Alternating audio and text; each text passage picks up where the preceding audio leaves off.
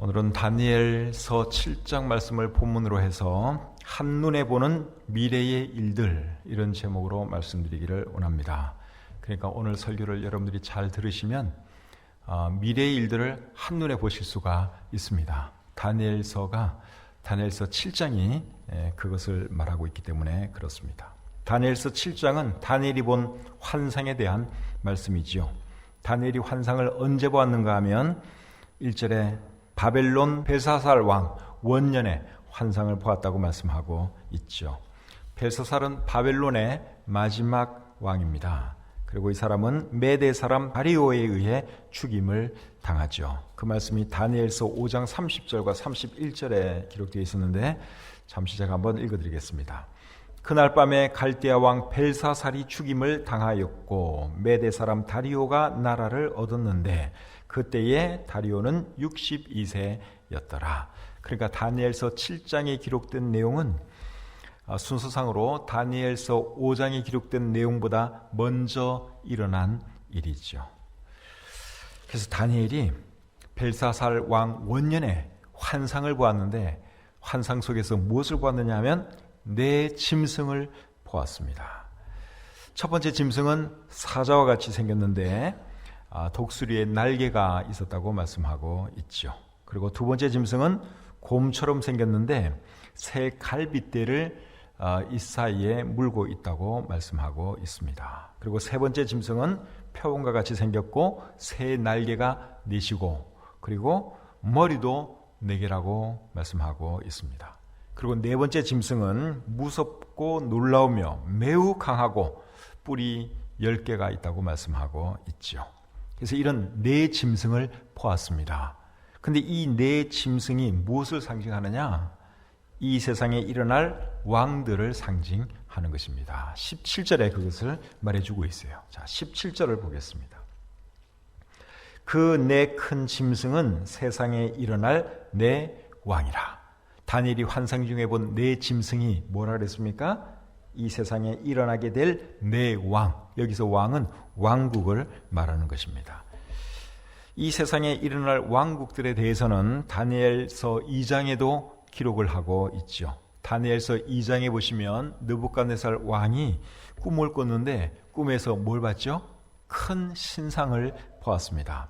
그런데 그 신상의 재료가 신체 부위별로 다 달랐습니다. 머리는 금으로 되어 있었고 가슴과 두 팔은 은으로 되어 있었고 배와 넓적다리는 노수로 되어 있었고 그리고 종아리는 쇠로 되어 있었고 발가락과 발은 쇠와 진흙으로 되어 있었다고 우리 성경에 기록되어 있죠. 그런데 각기 다른 재료로 만들어진 이 신체 부위가 무엇을 상징했는가 하면 이 세상에 차례로 일어날 왕국들을 상징하는 것이었습니다. 그래서 금으로 된 머리는 바벨론 제국을 상징하고 은으로 된 가슴과 두 팔은 메대와 파사 제국을 상징하고 노수로 된 배와 넓적다리는 그리스 제국 그리고 쇠로 된 종아리 아래 부분은 로마 제국을 상징하는 것이었죠. 그런데 이 신상에 어떤 일이 일어나는가 하면 손대지 아니한 돌이 날아와서 그 신상의 발과 발가락을 쳐서 그 신상을 완전히 부서뜨립니다. 그리고 그 신상은 산산조각이 되어서 바람에 나는 겨와 같이 다 날아가 버리고 온데간데 없이 사라졌어요. 그리고 그 신상을 깨트린 그 돌은 태산을 이루었다고 우리 성경이 기록하고 있죠. 그래서 이것은 무엇을 말씀하는 것인가 하면 예수님께서 재림하셔서 이 세상 나라들을 심판하시고 하나님의 나라를 세우는 것을 의미하는 것이죠. 그래서 쇠와 진흙으로 된 발과 발가락 부분을 날아온 돌이 쳐서 그 신상을 부서뜨렸는데 그 발과 발가락 부위는 결국은 신흥 로마 제국, 과거 로마의 판도 위에 세워질 새로운 로마 제국을 상징하는 것이다 하는 것을 우리가 지난 시간에 살펴보았습니다. 그런데 다니엘서 7장에 나오는 이 네 짐승도 사실은 다니엘서 2장에 말씀하신 그 나라들을 상징하는 것입니다.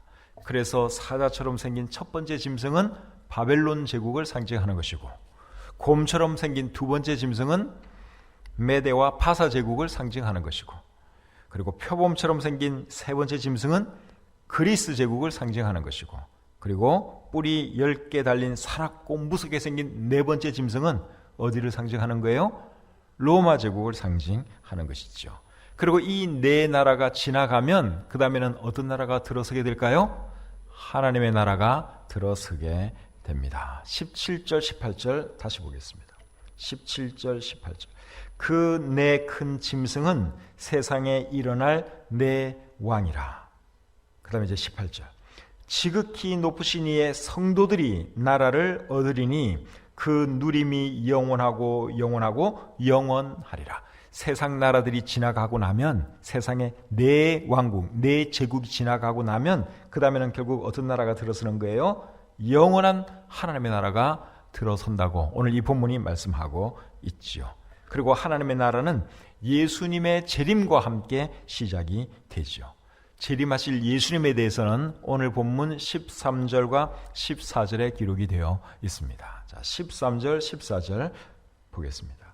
내가 또 밤 환상 중에 보니 인자 같은 이가 하늘 구름을 타고 와서 옛적부터 항상 계신 이에게 나아가 그 앞으로 인도되매 그에게 권세와 영광과 나라를 주고 모든 백성과 나라들과 다른 언어를 말하는 모든 자들이 그를 섬기게 하였으니 그의 권세는 소멸되지 아니하는 영원한 권세요 그의 나라는 멸망하지 아니할 것이니라. 자, 방금 읽은 이 말씀에 보시면 인자 같은 이라고 하는 한 분이 등장을 하지요. 이분이 사실은 누군가 하면 예수님입니다. 예수님을 나타내는 것입니다. 인자라는 말은 사람의 아들이라 그 말이에요. 영어로는 son of man, 사람의 아들, 그런 뜻입니다. 예수님께서 자기 자신을 지칭할 때 주로 쓰신 그 표현이 뭐죠? 인자잖아요. 인자가 온 것은 항상 인자, 나라고 하는 말보다 항상 인자라고 하는 그 표현을 예수님이 많이 쓰셨는데, 그 인자라고 하는 표현을 예수님이 어디서 가져왔느냐? 오늘 이 본문에서 가져온 것입니다. 다니엘서 7장 13절에 인자 같은 이가 하늘 구름을 타고 와서, 그래서 여기 인자는 결국은 메시아라는 뜻입니다. 메시아, 구약 성경에는 이 메시아가 오실 것이 쭉 기록이 되어 있죠. 그 메시아를 오늘 이 본문에서는 인자 같은 이라고 표현을 하고 있는데, 예수님이 자신이 메시아니까 예수님이 여기 있는 이 인자, 이 표현을 가져와서 항상 자신을 말할 때는 인자라고 그렇게 표현을 한 것입니다. 근데 왜 인자라고 그러느냐? 사람의 아들, 즉 사람이라는 말인데, 이 인자라는 표현은 오늘 이 본문에 네 짐승이 나오죠? 짐승과 대조되는 표현이에요. 짐승과 사람의 아들 다르잖아요. 짐승은 짐승이고 사람의 아들은 사람이에요. 그러니까 이 세상 나라들, 또 이 세상의 통치자들은 어떻게 보면 짐승과 같다고 할 수 있어요. 거기에 비하면 메시아 예수님은 사람이시다, 그러한 뜻이죠. 시편 49편 12절에 보시면 사람에 대해서 멸망하는 짐승과 같다 그랬어요. 그래서 우리 사람들, 또 이 세상 나라들은 하나님께서 보시면 완전히 그 짐승 세상이 짐승 세상, 싸납고 무섭고 서로 죽이고, 지금 옛날이나 지금이나 똑같아요. 이 세상 나라가 완전히 짐승들이 싸우는 그러한 것과 비슷합니다. 서로 죽여야지 자기가 살 수 있고, 얼마나 무섭고 얼마나 싸나워요. 거기에 비해서 우리 예수님은, 메시아는 사람의 아들이다 그 말이에요. 짐승과는 차원이 다른 그러한 분이다 그 말씀이죠. 그리고 인자 같은 이가 여기 보니까 구름을 타고 오시는 것이 나와 있죠. 13절을 다시 볼까요? 내가 또 밤 환상 중에 보니 인자 같은 이가 하늘 구름을 타고 와서, 인자가 뭘 타고 왔다고요? 구름을 타고. 이것은 뭘 나타내는 거겠어요? 예수님께서 다시 오실 때 뭘 타고 오세요? 구름 타고 오시죠? 그거를 여기서 이렇게 미리 보여주신 것입니다. 근데 오늘 이 본문을 잘 보시면 네 짐승의 환상을 보았는데, 다니엘은 이 네 짐승 중에서 특별히 네 번째 짐승에 관심이 많습니다. 오늘 이 본문 전체가 사실은 네 번째 짐승에 그 초점을 맞추고 있습니다. 19절부터 22절 보겠습니다. 19절부터 22절. 이에 내가 넷째 짐승에 관하여 확실히 알고자 하였으니 곧 그것은 모든 짐승과 달라서 심히 무섭더라. 그 이는 쇠요 그 발톱은 노시니 먹고 부서뜨리고 나머지는 발로 밟았으며 또 그것의 머리에는 10뿔이 있고 그 외에 또 다른 뿔이 나오매 3뿔이 그 앞에서 빠졌으며 그 뿔에는 눈도 있고 큰 말을 하는 입도 있고 그 모양이 그의 동류보다 커 보이더라. 내가 본즉 이 뿔이 성도들과 더불어 싸워 그들에게 이겼더니 옛적부터 항상 계신 이가 와서 지극히 높으신 이의 성도들을 위하여 원한을 풀어주셨고 때가 이르매 성도들이 나라를 얻었더라. 자, 이 말씀을 잘 보시면 네 번째 짐승에게는 10개의 뿔이 있는데 다른 뿔 하나가 나와서 3뿔을 뿌리채 뽑아버렸어요. 그런데 3뿔을 뽑아버린 그 뿔에는 눈도 있고 입도 있어가지고 그 입으로 큰 말을 한다고 여기에 말씀하고 있습니다. 그리고 이 뿔이 성도들과 싸워서 이겼다고 말씀을 하고 있습니다. 네 번째 짐승이 로마 제국이라고 하는 것은 이제 이미 제가 말씀을 드렸는데, 근데 10개의 뿔과 또 다른 한 뿔은 무엇을 상징하는 걸까요? 네 번째 짐승 전체로는 이게 로마 제국이에요. 그런데 그 네 번째 짐승에게는 10개의 뿔이 있고 10개의 뿔 말고 또 다른 한 뿔이 나와가지고 3개의 뿔을 뽑아버렸어요. 그렇다면 도대체 이 10뿔과 3개의 뿔을 뽑아버린 이 한 뿔은 도대체 무엇을 상징하느냐 하는 거예요. 거기에 대해서도 오늘 이 본문은 친절하게 다 설명을 해주고 있습니다. 24절부터 25절, 24절, 25절 보겠습니다. 그 10뿔은 그 나라에서 일어날 10왕이요 그 후에 또 하나가 일어나리니 그는 먼저 있던 자들과 다르고 또 새 왕을 복종시킬 것이며 그가 장차 지극히 높으신 이를 말로 대적하며 또 지극히 높으신 이의 성도를 괴롭게 할 것이며 그가 또 때와 법을 고치고자 할 것이며 성도들은 그의 손에 붙임받아 한 때와 두 때와 반 때를 지내리라. 자, 여기 보시면 이제 이 10뿔이 뭐고 또 다른 한 뿔이 뭔지 설명을 하고 있는데, 10뿔은 뭐라 그랬습니까? 네 번째 나라에서 일어날 10왕이라고 말씀을 하고 있고, 또 다른 한 뿔도 역시 다른 한 왕이라고 설명을 해주고 있죠. 그런데 이 다른 한 뿔로 상징되는 이 왕이 어떤 일을 한다고 말씀을 했는가 하면 새 왕을 굴복시킬 것이라 그랬습니다. 그리고 지극히 높으시니 하나님이죠. 하나님을 말로 대적한다고 말씀을 하고 있고, 그리고 지극히 높으시니 하나님이죠. 하나님의 성도들을 괴롭게 할 것이라고 말씀하고 있습니다. 도대체 이 왕이 누구냐 하는 거예요. 이 왕이 누군가 하면 7년 대환란 기간 중에 나타날 적 그리스도입니다. 적 그리스도에 대해서는 데살로니가 후서 2장과 요한계시록 13장에도 자세하게 기록이 되어 있습니다. 자, 데살로니가 후서 2장 3절 4절을 보겠습니다. 적 그리스도에 대해서 우리가 한번 알아보는 거예요. 데살로니가 후서 2장 3절 4절. 자, 찾으셨으면 우리 같이 한번 읽어볼까요? 자, 같이 한번 읽겠습니다. 시작. 누가 어떻게 하여도 너희가 미혹되지 말라. 먼저 배교하는 일이 있고 저 불법의 사람 곧 멸망의 아들이 나타나기 전에는 그 날이 이르지 아니하리니 그는 대적하는 자라. 신이라고 불리는 모든 것과 숭배함을 받는 것에 대항하여 그 위에 자기를 높이고 하나님의 성전에 앉아 자기를 하나님이라고 내세우느니라. 여기 보니까 3절에 불법의 사람, 멸망의 아들 이런 표현이 나오죠. 이 사람이 적 그리스도입니다. 근데 이 사람이 하나님의 성전에 앉아 자기를 하나님이라고 내세운다고 말씀하고 있습니다. 지금은 예루살렘에 하나님의 성전이 없어요. 근데 7년 대환란 기간 중에는 예루살렘에 성전이 있습니다. 근데 그 성전에서 적 그리스도가 자기가 하나님인 것처럼 사람들에게 경배와 예배를 받게 될 것이라고 말씀하고 있습니다. 그 다음에 요한계시록 13장 4절부터 8절까지 말씀 보겠습니다. 요한계시록 13장 4절부터 8절까지의 말씀. 용이 짐승에게 권세를 주므로 용에게 경배하며 짐승에게 경배하여 이르되 누가 이 짐승과 같으냐, 누가 능히 이와 더불어 싸우리요 하더라.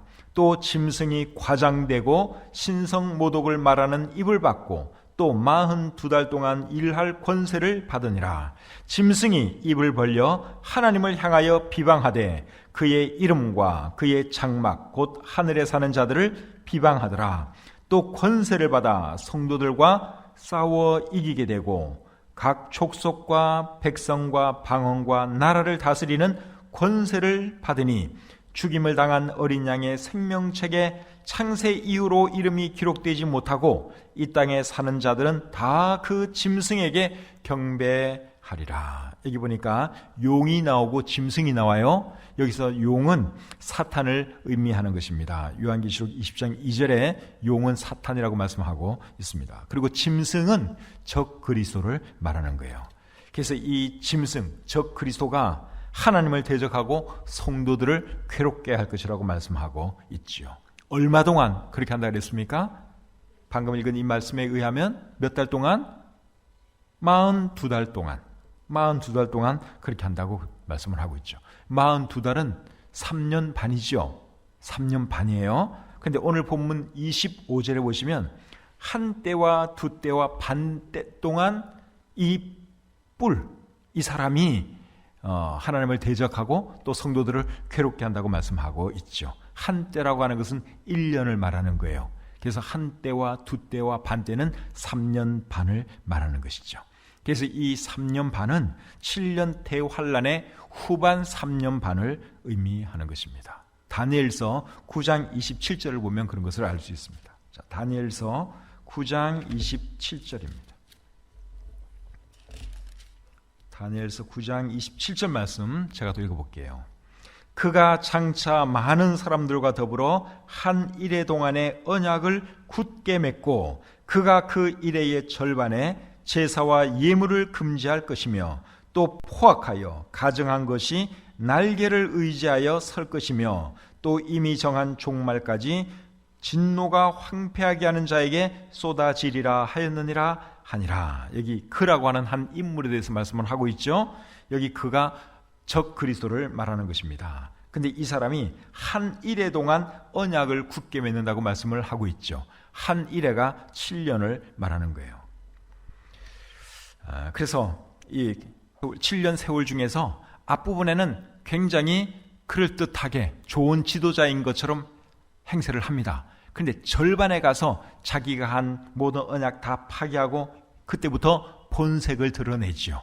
그래서 이스라엘 사람들을 핍박하고 성전에 앉아서 자기가 하나님이라 그러고 그리고 자기의 우상을 성전에 세워놓고 거기에 절하게 만들고 또 7년 대환란 기간 중에 이제 구원받을 사람들도 있는데 그 하나님의 백성들을 무참히 잡아 죽이고 하는 그런 일을 합니다. 적 그리스도가 이제 그런 일을 하게 될 것입니다.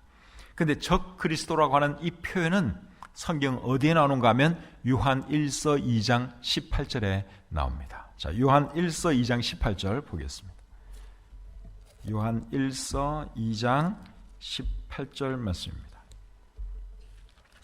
오늘 여러분들이 듣는 이 내용은 종말론과 관련해 가지고 대단히 중요한 그런 내용입니다. 잘 들으셨다가 종말론에 대해서 여러분들이 잘 이해를 하셨으면 좋겠어요. 요한 1서 2장 18절 말씀 우리 같이 한번 읽어보겠습니다. 시작. 아이들아 지금은 마지막 때라. 적 그리스도가 오리라는 말을 너희가 들은 것과 같이 지금도 많은 적 그리스도가 일어났으니 그러므로 우리가 마지막 때인 줄 아노라. 여기 보니까 적 그리스도라는 표현이 나오죠. 앞에 나오는 적 그리스도는 단수형이고요. 그 다음에 또 많은 적 그리스도가 일어났다고 말씀하고 있습니다. 앞에 말하는 이 적 그리스도가 7년 대환란 기간 중에 나타날 그 적 그리스도입니다. 그런데 지금 이 세상에 있는 이단들, 그리스도를 대적하는 사람들도 그냥 이제 적 그리스도라고 이렇게 표현하지만 7년 대환란 기간 중에 진짜 적 그리스도가 이제 등장하게 되는 것이죠. 그래서 이 적 그리스도는 7년 대환란 기간 중에 사탄에 의해 특별하게 쓰임 받는 그 사람인데 이 사람이 하나님을 대적하고 하나님의 사람들을 괴롭게 하는 것이죠. 여기서 말하는 하나님의 사람들은 이스라엘 사람들과 7년 대환란 기간 중에 구원받은 성도를 말합니다. 그리고 이 적그리스도는 언제부터 활동을 시작하는가 하면 7년 대환란이 시작될 때부터 활동을 시작하게 됩니다.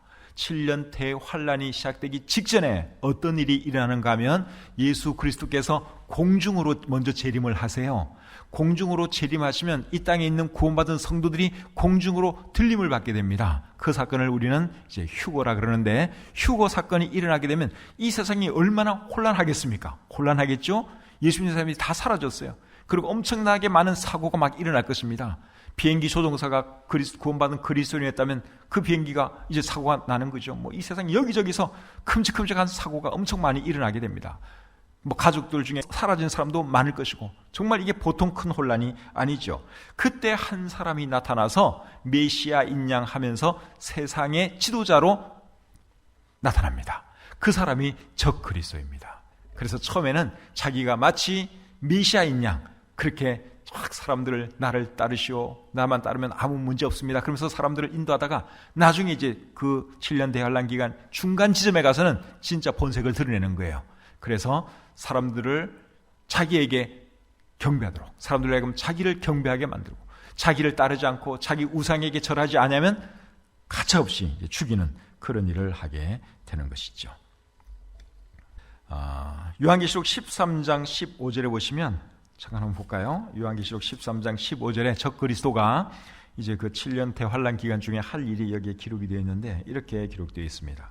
그가 권세를 받아 그 짐승의 우상에게, 여기 말하는 짐승이 적그리스도를 말하는 거예요. 그 짐승의 우상에게 생기를 주어 그 짐승의 우상으로 말하게 하고, 또 짐승의 우상에게 경배하지 아니하는 자는 몇이든지 다 죽이게 하더라. 그러니까 성전에 자기의 우상을 만들어 놓고 거기에 절하게 만드는 거예요. 그리고 절하지 않으면 가차없이 다 죽입니다. 다니엘서 9장 27절에서는 그 우상을 일컬어서 가증한 것이라고 말씀을 했고, 마태복음 24장 25절에서는 예수님이 멸망에 가증한 것이라고 그랬습니다. 이게 적그리스도의 우상을 말하는 거예요. 그리고 그 멸망에 가증한 것이 어디에 선다고 예수님이 말씀하셨는가 하면 거룩한 곳에, 예루살렘 성전에 서게 될 것을 말씀하고 있죠. 그래서 이런 존재가 적그리스도입니다. 그러면은 적그리스도가 어느 나라에서 나올 것이냐 하는 거예요. 적그리스도가 어느 나라에서 나올 것이냐, 미국에서 나올 것이냐, 한국에서 나올 것이냐, 이스라엘에서 나올 것이냐, 도대체 어느 나라에서 나올 것이냐 하는 건데, 적그리스도는 어느 나라에서 나오는가 하면요, 네 번째 짐승이 상징하는 그 나라에서 나옵니다. 네 번째 짐승이 상징하는 나라가 어느 나라라고 그랬어요? 로마 제국이라고 말씀을 드렸죠. 로마 제국에서 나와요. 그런데 과거 로마 제국에는 열왕이 있었던 적이 없어요. 로마 제국은 예수님 그 시절이 로마 제국이 세상을 지배하던 그 시대였습니다. 근데 그때는 열왕이 지배하던 그 시절이 한 번도 없었어요. 로마 제국에 열왕이 동시에 나타난 적이 없었어요. 그렇다면 이 열불은 과거 로마 제국을 말하는 것이 아니라 과거 로마 제국의 판도 위에 세워질 새로운 로마 제국을 말하는 것입니다.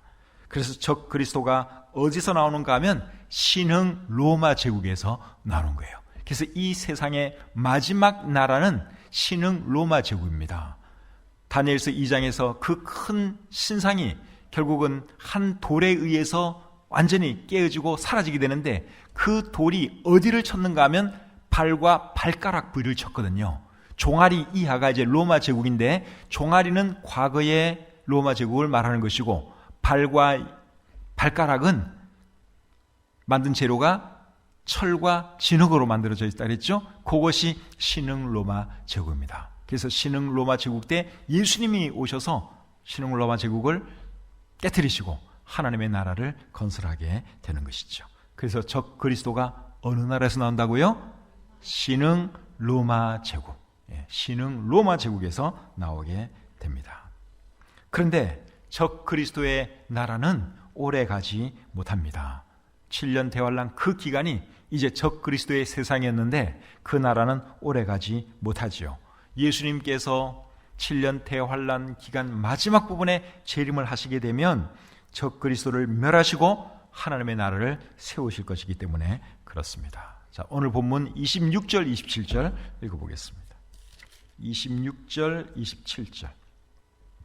그러나 심판이 시작되면 그는 권세를 빼앗기고 완전히 멸망할 것이요 나라와 권세와 온 천하 나라들의 위세가 지극히 높으신 이의 거룩한 백성에게 붙임바 되리니 그의 나라는 영원한 나라이라. 모든 권세 있는 자들이 다 그를 섬기며 복종하리라. 27절은 이제 하나님의 나라에 대한 설명이죠. 이 하나님의 나라는 이제 영원한 나라고 하나님의 거룩한 백성들이 그 나라에서 영원히 주님과 함께 살아가게 되는 거예요. 근데 그 전에 이제 적그리스도의 나라가 심판받는 것이 26절 말씀이죠. 그러나 심판이 시작되면 그는 권세를 빼앗기고, 여기 그가 적그리스도를 말하는 것입니다. 그는 권세를 빼앗기고 완전히 멸망할 것이요, 이렇게 말씀하고 있죠. 그래서 적그리스도의 최후는 멸망당하는 것입니다. 구체적으로 어떻게 멸망당하느냐? 요한계시록 19장 19절부터 21절에 기록이 되어 있습니다. 자, 또 보겠습니다. 요한계시록 19장 19절부터 21절까지의 말씀입니다. 또 내가 보매 그 짐승과, 여기 짐승이 적그리스도예요. 그 짐승과 땅의 임금들과 그들의 군대들이 모여 그 말탄 자와 그의 군대와 더불어 전쟁을 일으키다가 짐승이 잡히고 적그리스도가 잡히고 그 앞에서 표적을 행하던 거짓 선지자도 함께 잡혔으니 이는 짐승의 표를 받고 그의 우상에게 경배하는 자들을 표적으로 미혹하던 자라.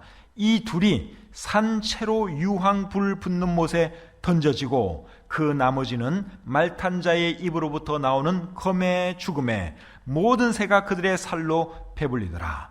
적그리스도와 적그리스도의 파트너 거짓 선지자가 어떻게 된다고 말씀하고 있는가 하면 산채로 유황불 붙는 못에 던져진다고 말씀하고 있습니다. 예수님께서 공중에 잠시 머물러 계시다가 지상으로 내려오실 때 적그리스도와 적그리스도를 추종하는 이 세상의 왕들이 예수 그리스도를 마지막으로 대적합니다. 근데 대적 아무리 해도 예수 그리스도를 이길 수가 없지요. 그래서 이 세상의 왕들은 다 죽임을 당하고 새들의 밥이 되고 적그리스도와 거짓 선지자는 어떻게 된다고요? 산채로 유황불 붙는 못에 던져진다고 말씀하고 있습니다.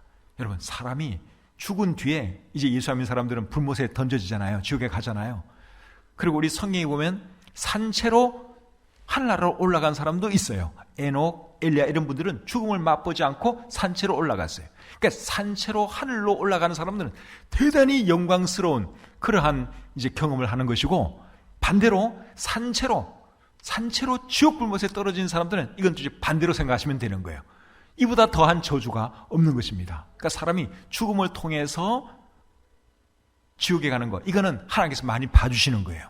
그런데 이 두 사람은 너무너무 고약한 그런 악한 사람들이기 때문에 뭐 죽음이고 필요 없어요. 산채로 예수님께서 유황불못에 집어 던진다고 그렇게 말씀을 하고 있습니다. 이게 적그리스도의 최후입니다. 그리고 이제 이 일이 있고 난 뒤에 이 땅 위에 천년왕국이 시작되는데, 천년왕국에 대해서는 요한계시록 20장 4절부터 6절에 기록이 되어 있습니다. 읽는 것은 생략합니다. 여러분들이 보시면 여기 천년 동안 왕노릇 한다는 표현이 있어요.